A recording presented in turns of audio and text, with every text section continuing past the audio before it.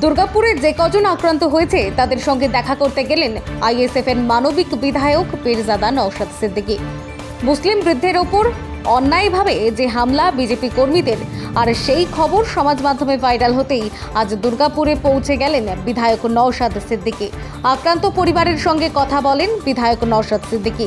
বিধায়ক নওশাদ সিদ্দিকী বারবার বলেন, হিন্দু মুসলিম আদিবাসী দলিত পিছিয়ে পড়া মানুষ যেখানে আক্রান্ত হবে, কেউ ছুটে না গেলেও বিধায়ক নওশাদ সিদ্দিকী সেখানে পৌঁছে যাবে।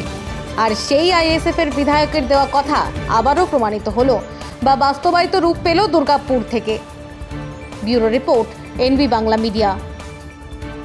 এসে শুনলাম ধর্মীয় বিদ্বেষমূলক অনেক কথাবার্তা বলেছে, ভিন্ন ধর্মের ধর্মীয় স্লোগান তুলে এদেরকে বলতে বাধ্য করিয়েছে। এদের গাড়ির মধ্যে ঢুকে হাত পা বেঁধে ভরে দিয়ে এদের আগুন লাগিয়ে দেবো, প্রাণে মারবো হুমকি দিয়েছে, আক্রমণ চালিয়েছে। একটি ব্যক্তির মাথায় 8টি সেলাই হয়েছে, শারীরিক অত্যাচার করেছে, ধর্মীয় বিদ্বেষমূলক কথা বলেছে। এরা বারবার বলেছে এদের কাছে বৈধ কাগজ আছে, যে এরা বৈধভাবে পশুটা কিনে নিয়ে এসেছে।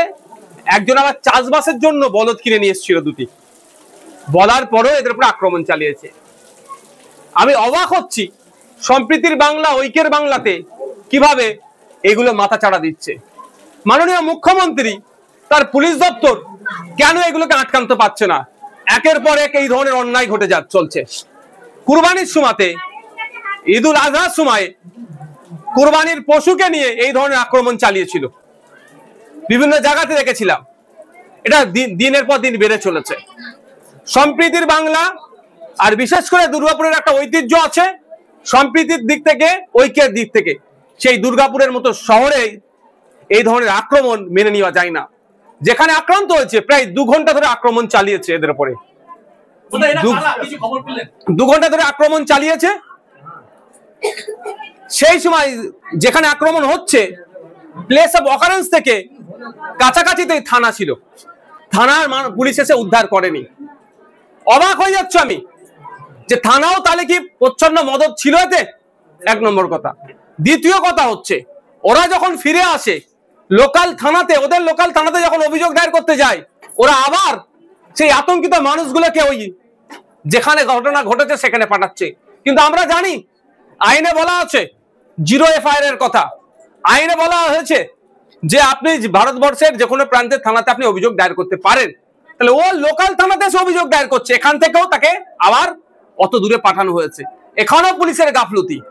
এখন যখন এটা নিয়ে সোশ্যাল মিডিয়ায় হই হচ্ছে, সোশ্যাল মিডিয়ায় যখন এটা নিয়ে বিতর্ক হচ্ছে, তখন আমরা দেখছি কি 2 জনকে গ্রেফতার করেছে।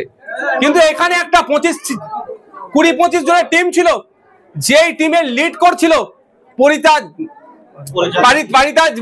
পারিজাত গাঙ্গুলি নামে কেউ, সে মূল হোতা। সে নিজেকে এখানে বাহুবলী দেখাতে চেয়েছিলেন এবং দাঁড়িয়ে থাকার জন্য মুসলমানদেরকে জিহাদি ঘুষপেটিয়া বলছেন। ওকে একাধিক ধারায় তার সেকশনে তার মামলা হওয়া দরকার। এখনো পর্যন্ত ওই কালপিটটাকে গ্রেফতার করতে পারেনি। আমি এখানে এসে গ্রামের মানুষকে নিয়ে 1 সপ্তাহ টাইম দিয়েছি, 1 দিন 2 দিন না, 1 সপ্তাহ টাইম দিয়েছি। যদি ওই কালপিট গুলোকে গ্রেফতার না করে, এই সামাজিক ব্যাধিগুলোকে, সমাজের ভাইরাস গুলোকে না গ্রেফতার করে, তাহলে সমাজের সর্বস্তরের মানুষকে নিয়ে ওই ভাইরাস গুলোকে আমরা গণতান্ত্রিক প্রক্রিয়ায় নির্মূল করব। আর এটা ধর্মীয় বিদ্বেষ থেকে এসেছে। ধর্মীয় দুটো ধর্মের মধ্যে, দুটো জাতের মধ্যে লড়াই লাগানোর জন্য এই অপকর্ম করেছে। আমি গ্রামের মানুষকে বলেছি, যারা আক্রান্ত তাদেরকেও বুঝিয়ে বলেছি যে এটা আমরা ধর্মীয়, ওরা যে খেলায় খেলতে চাচ্ছে সে ফাঁদে আমরা পা দেব না। এটা ধর্মীয় লড়াই নয়, এটা সামাজিক অবক্ষয়, সামাজিক ব্যাধিকে সমাজের সমস্ত স্তরের মানুষকে নিয়ে নির্মূল আমরা করব। এটা বিজেপির বর্তমান যে এটা করেছে, সে বর্তমান তার রাজনৈতিক পরিচয় হচ্ছে তিনি বিজেপির দলের একটা দায়িত্বশীল যুব নেতা। তিনি বিজেপির একাধিক নেতাদের সাথে তার পরিচয়, তার ফটো পাওয়া গিয়েছে, অলরেডি ভাইরাল হয়েছে। তো বিজেপি, তৃণমূল, সাধারণ মানুষ আমাদের কাছে বড় কথা নয়। ওর রাজনৈতিক পরিচয় বিজেপি, আর বিজেপি পশ্চিমবাংলাতে তার রাজনৈতিক কলকে আর পাচ্ছে না, সেই জন্য ধর্মীয় উন্মাদনা তুলে তার ভোট পাওয়ার চেষ্টা করছে। তো এখন প্রশ্ন হচ্ছে, পুলিশ প্রশাসন এখনো পর্যন্ত ওই যুব নেতাকে বিজেপির গ্রেফতার করছে না কেন?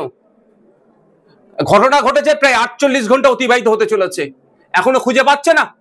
শুধু বিরোধী নেতারা কোথায় আছে, বিনা কারণে তাদেরকে তুলে মিথ্যা মামলা দিয়ে অ্যারেস্ট করবো, তার বেলায় পুলিশ খুঁজে পেয়ে যায়।